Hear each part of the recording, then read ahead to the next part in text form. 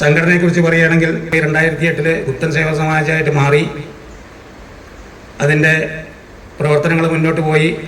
ഏതാണ്ട് ഒരു 68ഓളം യൂണിറ്റുകൾ ഇന്ന് പല ഭാഗങ്ങളായിട്ട് പ്രവർത്തിച്ചു വരുന്നുണ്ട്. ഏതാണ്ട് 3000 ചില്ലാന കുടുംബങ്ങൾ, 3000-ൻ്റെ അടുത്ത് കുടുംബങ്ങളും അതിൽ മെമ്പർമാരായിട്ടുണ്ട്. ഇനിയും പല മേഖലകളിലും നമുക്ക് യൂണിറ്റുകൾ രൂപീകരിക്കേണ്ടതുണ്ട്. അതിൻ്റെ ഭാഗമായിക്കൊണ്ട് തന്നെ നമ്മളൊരു ആസ്ഥാന മന്ദിരം വേണമെന്ന ഉദ്ദേശത്തിൽ 2024 അതിന് വേണ്ടുന്ന പ്രവർത്തനങ്ങൾ തുടങ്ങി. അത് ഏതാണ്ട് നമ്മുടെ വായിലങ്ങളം ക്ഷേത്രത്തിന് തൊട്ട് 3 നില വാർപ്പ് കഴിഞ്ഞു.